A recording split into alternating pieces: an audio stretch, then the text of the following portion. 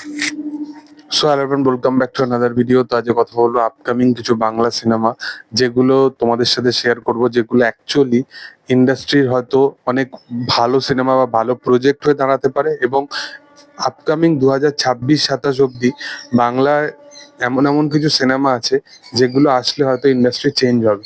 আমরা বলি না যে বাংলায় সচরাচর দুটো কি একটা ভালো সিনেমা আসতে দেখতে পাই এরকম, বাট আপকামিং দিনে এমন এমন কিছু ভালো ভালো প্রজেক্ট আছে যেগুলো হয়তো নেক্সট টাইমে মানে বাংলা ইন্ডাস্ট্রির হয়তো একটা সুদিন আসতে চলেছে বলতে পারো। যার মধ্যে অন্যতম সিনেমা হচ্ছে ধূমকেতু।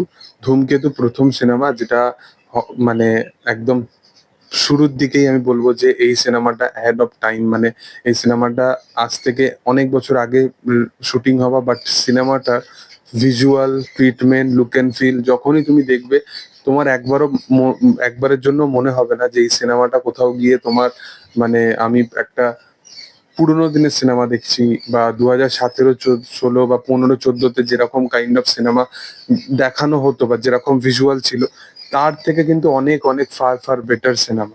এবং সেই টাইমে যদি সিনেমাটা আসতো অনেক বেটার কিছু করতে পারতো।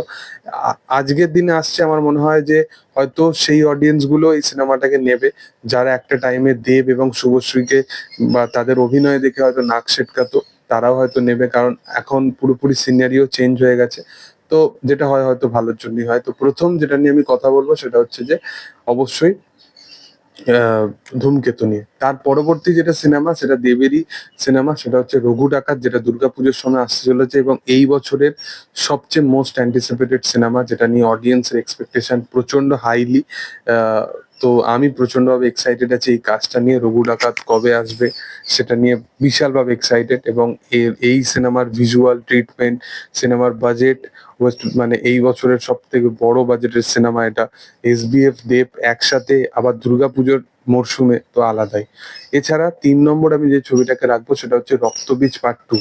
রক্তবীজ যখন এসছিল নিজের জায়গায় দারুণ ব্যবসা করেছিল। সিনেমার কন্টেন্ট যদি ভালো হয়, সিনেমা ভালো কালেকশন করবে, এটা উইন্ডোজ বারংবার কিন্তু তারা মানে এক্সাম্পল সেট করেছে। এবং এই ছবির স্টারকাস্ট আবির, অঙ্কুশ, মিমি, ভিক্টর ব্যানার্জি, একটার থেকে একটা বড় বড় তারকা, মানে অ্যাজ এ অভিনেতা হিসেবে সবাই খুব ভালো। সোহমের নামও উঠে আসে। তো আবার কৌশানীর নাম উঠে এসছে। তো অনেক বড় একটা স্টারকাস্ট নিয়ে সিনেমাটাকে বানানো হয়েছে। তো দেখার যে রক্তবীজ 2 কি করতে পারে এই বছরে। 4 নম্বর যে সিনেমাটাকে আমি রাখবো সেটা হচ্ছে যে এই বছরেরই ক্রিসমাসের সময় মুক্তি পাবে, সেটা হচ্ছে কাকাবাবু, যেটা প্রসেনজিৎ চট্টোপাধ্যায়ের আপকামিং সিনেমা। প্রসেনজিৎ চট্টোপাধ্যায়কে আমরা অনেকদিন মাস কমার্শিয়াল সিনেমায় কাজ করতে দেখি না, বাট কাকাবাবুতে আমরা তাকে একটা অ্যাডভেঞ্চারাস কাজের মধ্যে আমরা দেখতে পাই, তো যেটা দেখতে অডিয়েন্সের পছন্দ হয়। এবং এসবিএফ এই সিনেমাটাকে ক্রিসমাসের সময় আনছে, তো অবশ্যই দারুণ কিছু হবে। এর পরের যেটা সিনেমা সেটা হচ্ছে প্রজাপতি পার্ট 2। যখন এসছিল ইন্ডাস্ট্রি হিট করেছিল প্রজাপতি, তো এর পার্ট 2 এর উপর কাজ শুরু হচ্ছে। মোটামুটি দেব প্রজাপতি 2 এর টিমের সাথে পুরোপুরি বসে গেছে এবং আগামী মাস থেকে এই সিনেমার কিন্তু শুটিং শুরু হতে চলেছে। এর পরের যেটা নিয়ে কথা বলবো সেটা হচ্ছে যে আমাদের লিডিং মোস্ট সুপারস্টার বনি সেনগুপ্ত, যে যার লাস্ট সবকটা সিনেমাই প্রায় সুপারহিট গেছে, তার আপকামিং সিনেমা যেটা দিয়ে হয়তো কিছু একটা ফ্লপের আশা আমরা দেখতে পাই বা কামব্যাকের আশা দেখতে পাই, তো সেটা হচ্ছে ভানুপ্রিয়া ভূতের হোটেল। এই সিনেমাটা নিয়ে আমার এক্সপেকটেশন আছে, কারণ একটা কমেডি, হরর কমেডি সিনেমা বাংলায় সচরাচর উইন্ডোজের তরফ থেকে যদি আসে, তো আশা করবো যে ভালোই কিছু আমরা রাখতে পারবো। এরপরে আগামী বছরে যে সিনেমাগুলো নিয়ে অ্যাকচুয়ালি ভাবনা চিন্তা করা হচ্ছে, তার মধ্যে দুটো সিনেমা আমি প্রচন্ডভাবে এক্সাইটেড আছি এখনো পর্যন্ত।